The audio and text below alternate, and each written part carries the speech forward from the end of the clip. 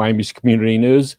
And first of all, I want to say hello to Daniel. All right. Hello. Thank you. And I do want to thank our sponsor. There it is up there. H. Greg Nissan in Palmetto Bay. Thanks very much for your support for allowing us to do these things. So it's Daniel Brisbine. Brisbine. Exactly. Brisbine. Okay. You got it. And it'll flow in a week or so. Yeah. Don't worry about it. Don't worry. It's a tough one. All right. So being in the funeral home business, you've been doing that for how many years now? I've been doing it a little over 15 years now.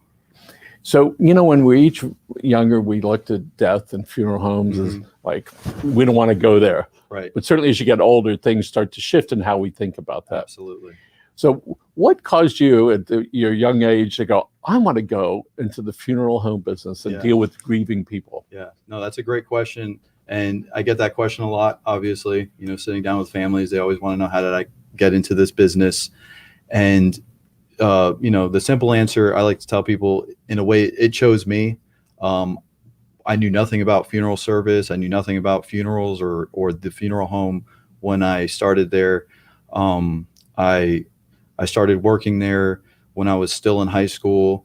Bill Martinez, who's now the president of the funeral home, he kind of took me under his wing, and I started off real slow. That's at Stanfield Funeral Home on US 105th Street. Exactly, right there in Pinecrest. And, when I started off real, just doing simple tasks, helping out on funerals, moving the flowers around, getting the door for people.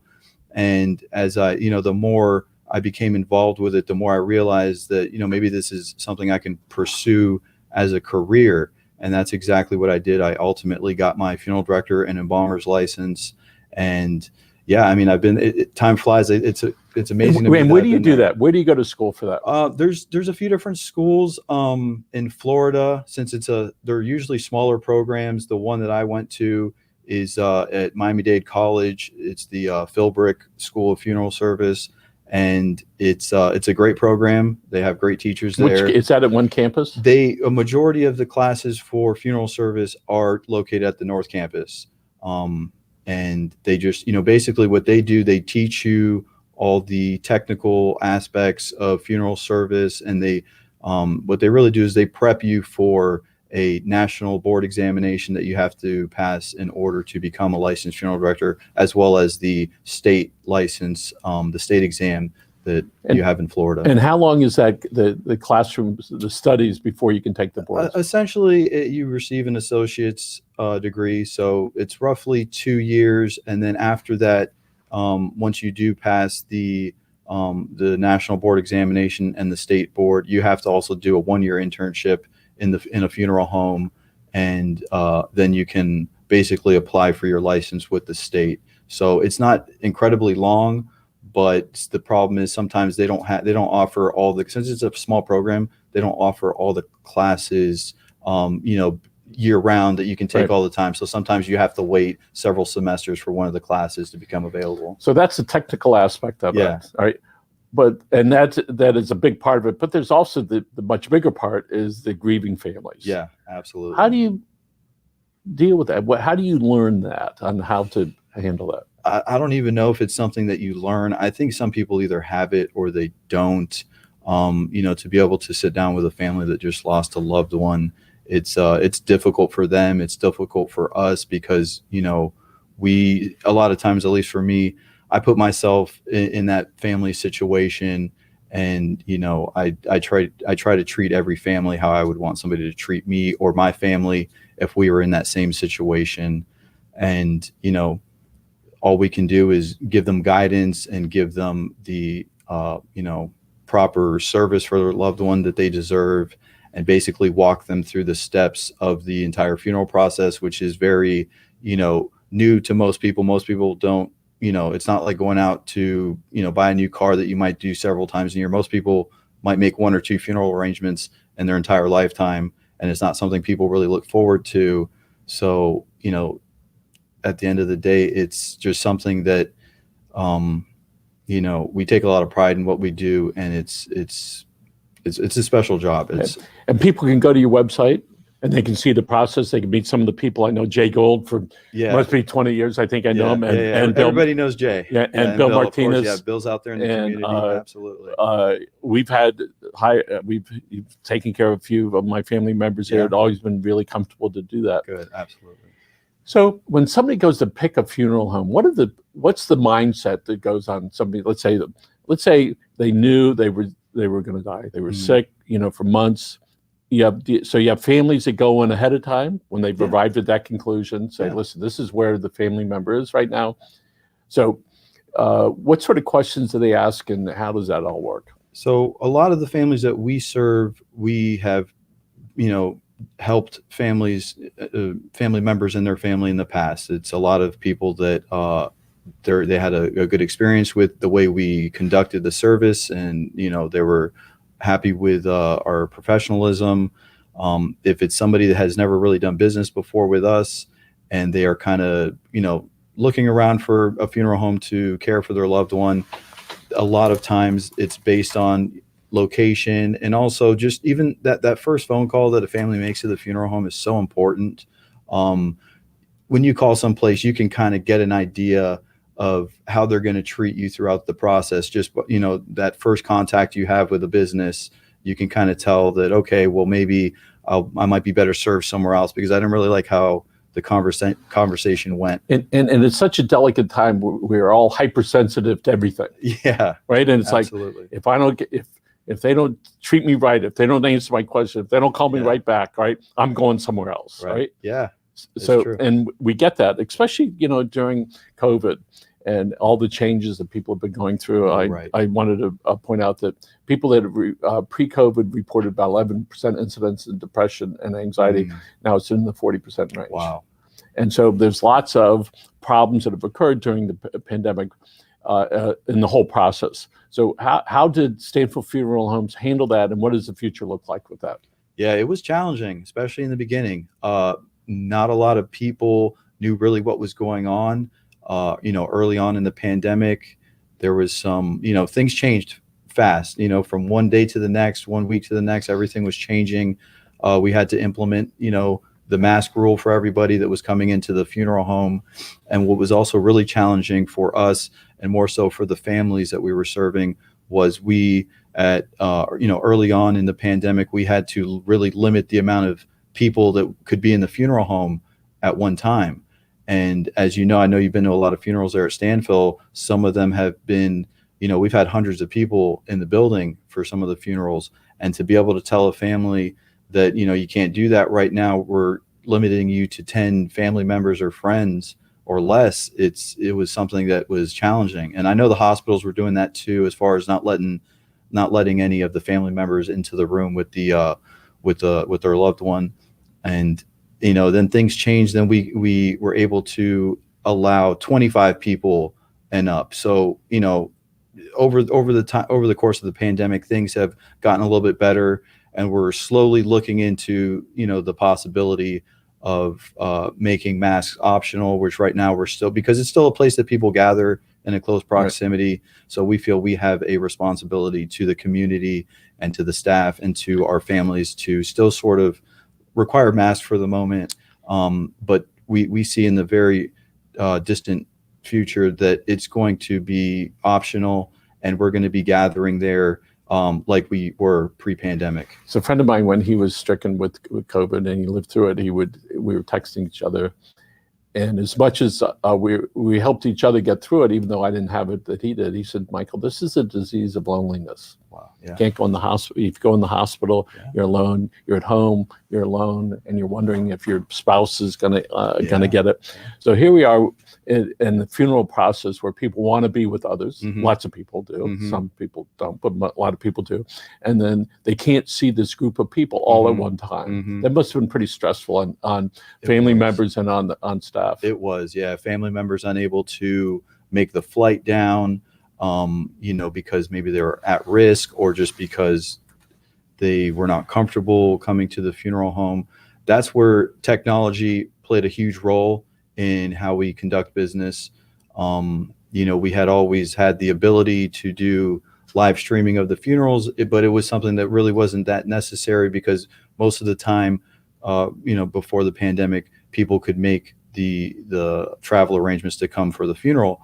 But when all that stopped, we have it's not Zoom, but it's like Zoom. It's called One Room, which is basically a company that caters specifically to funeral homes, and they have a wonderful system set in place that we can, on our website, put the link to the live streaming so people anywhere in the world can log in on that day and time and watch the service. And certainly that's something that's good that's come out of the pandemic, is people are able to communicate from, as you said, from across the world, and can participate without having to spend a lot of time, energy, and money. Exactly.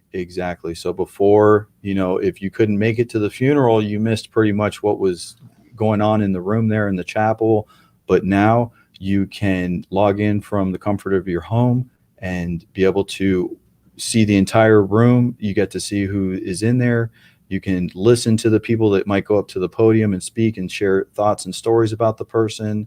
If we have clergy come in, you can hear the service and the religious part of that. So it's really been something that's been helpful, and we think that that's going to be here to stay. Just it's going to be one of those things that just even the average funeral will be able to live stream it, because friends in other states that maybe wouldn't normally come to a funeral, at least they can still watch it and participate. And I agree with you. And when we look at the way TV audience filming was done, which was they'd be on stage, whether it was a play or whether it was a night show, and there'd be a small audience. Right. But the audience was the millions of people. Right. It wasn't the 300 people that were there. Sort of similar to this now. Yeah. And so we look at that in the communications field that we're in, is being able to reach people and for them to be able to access it when they want to, because all this stuff gets recorded. You can go back and watch that. Right. In the old days, not too long ago, people would participate in by purchasing obituaries. Right. And certainly the newspaper industry has shifted. Yeah. Right. And so it'd be years, for years you'd go to the Miami Herald and you'd see the obituaries. Yes. Now it so happened that it was increased a bunch because of COVID. But what's traditionally what is being done now for people, family members that want to make this announcement and list all the things about the family member? Yeah. What is being done now? Yeah, it seems from my perspective that we are doing less obituaries in the Miami Herald, where at one point, even when I started in the business 15 years ago, it was very common for a family to have an obituary placed in the Herald. But, the price has increased significantly over the years to place an ad like an obituary in the paper. So that kind of hinders the it kind of takes away, one option for a lot of families to do that. But also social media has just been one of those things that you can get that word out, that notification out that somebody's passed away instantly through Facebook or Instagram. And also on our website on stanfillfh.com, we part of every funeral service that we do, the family has the option to provide us with a photo and an obituary that we upload to our webpage, and people can log on to our website and click on the tribute of that particular person. They can leave comments on there for the family, and they can read the entire obituary on there, and that stays up there indefinitely. So people become satisfied with that. Yeah. They feel that it is it's as good or better than running the obituary in the paper.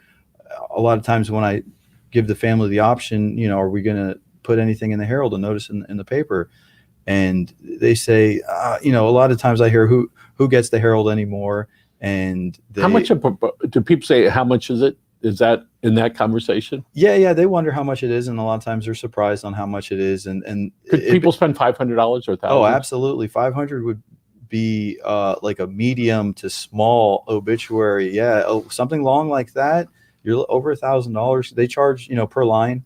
Okay. So people can have that tribute on your website. There's also a thing called Legacy. Tell us about that. Legacy, yeah, that automatically, once you place an obituary, I believe anywhere in the country in a major newspaper, Legacy then will upload it digitally online to their website, and basically have verbatim what you had in the paper with the photograph.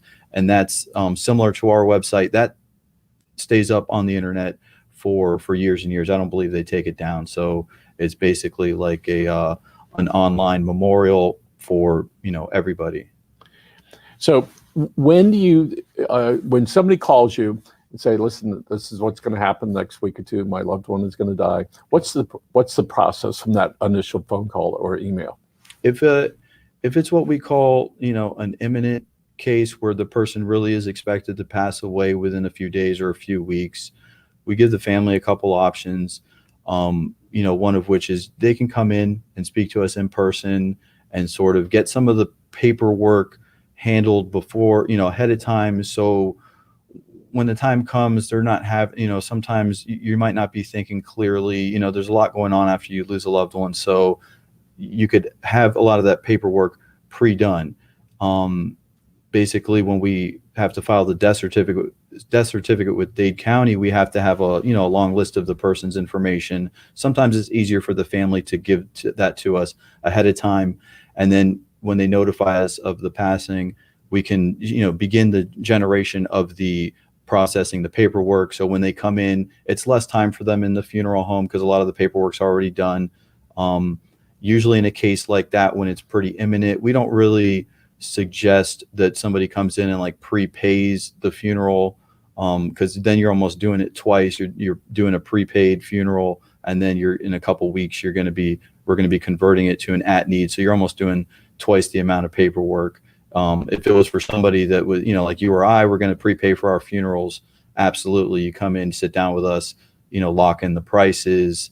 And so that means I look like I'm going to live a long time. So thank you for that. Yeah. No. We're pretty close in age, right? Yes, something like that. All right. So somebody says, okay, what's service? They would go and the remains, the body, if you will, would go to the funeral home. Right. And you would set up a day, time, and everything that works. Yes. For everyone. Exactly. All right. Exactly. And then what about services after that? And say, okay, they can be buried. Right. Or cremation. Right. Is there anything else? There's a few other ones, but basically that is like, burial or cremation. That's like your two top choices.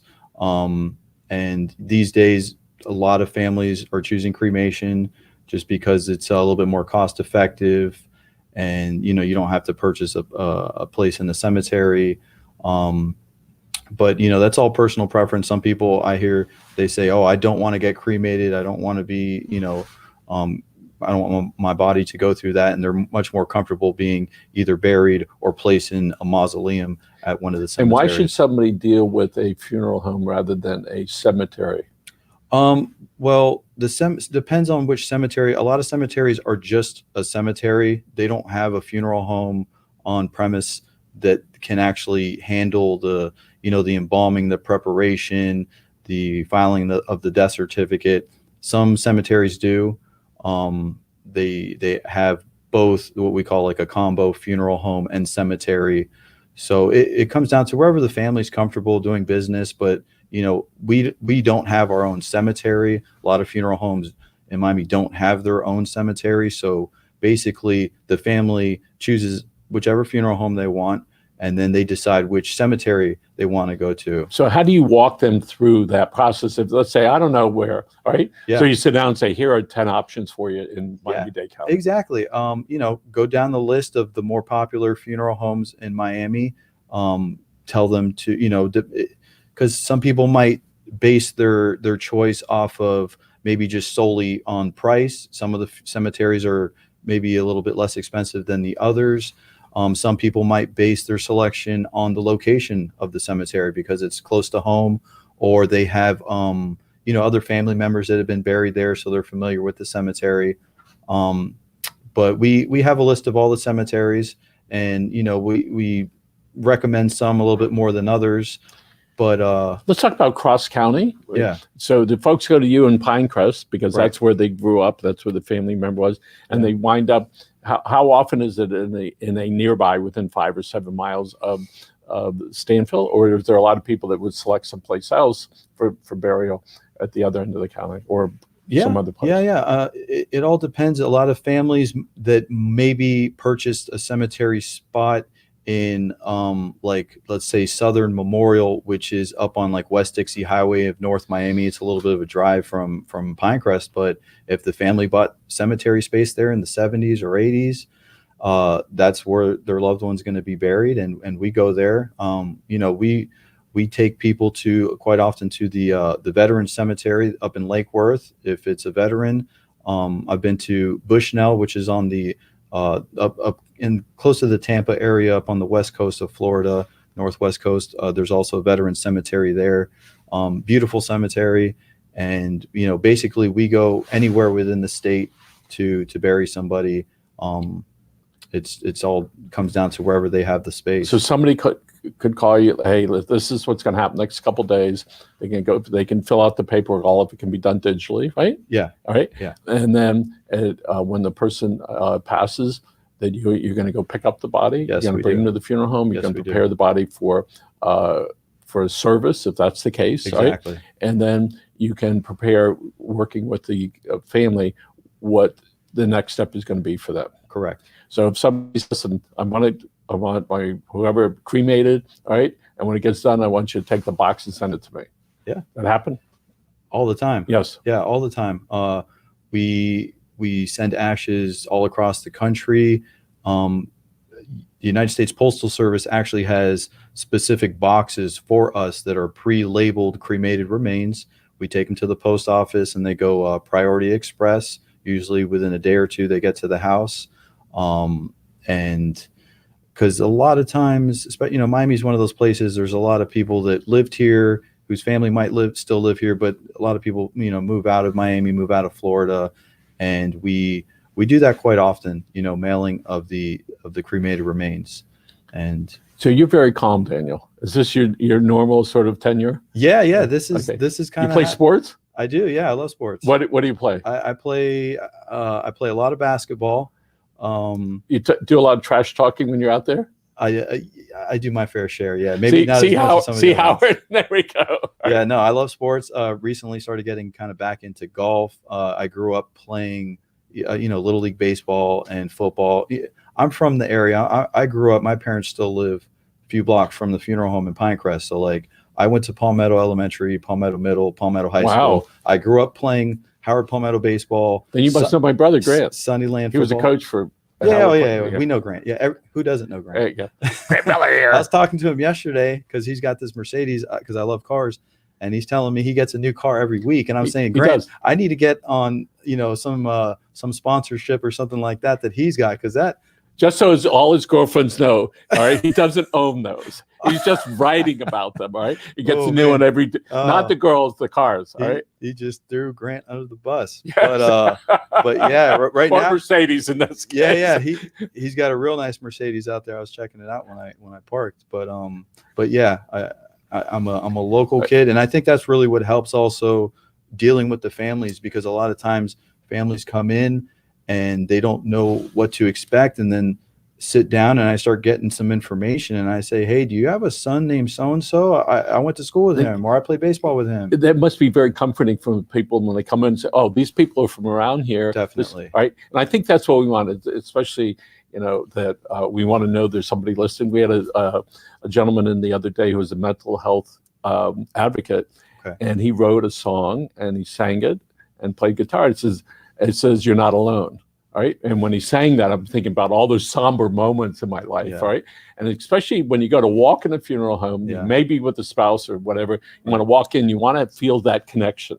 Right. Yeah. And not just from it happens to be in the neighborhood, but you know that people there are familiar with that. Exactly. And people can find out more about you and about other people you work with at Stanfield Funeral Homes, 105th. Yes. And we have a couple minutes left. 105th and US 1. That's right. Yep.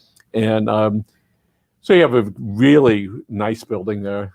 Parking out front, parking in the back. And I've been fortunately or unfortunately been to many funerals that are there. Yeah. Very, it's eloquently done. Thank right, you. and very very respectful. Thank you. And so let's say there's some 19-year-old young man or young woman that are thinking about the future now that COVID is not quite over, but pretty close.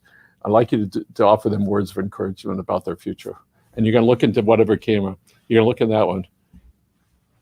So basically, I would say to, enjoy every day that you have. You never know when that last day might come.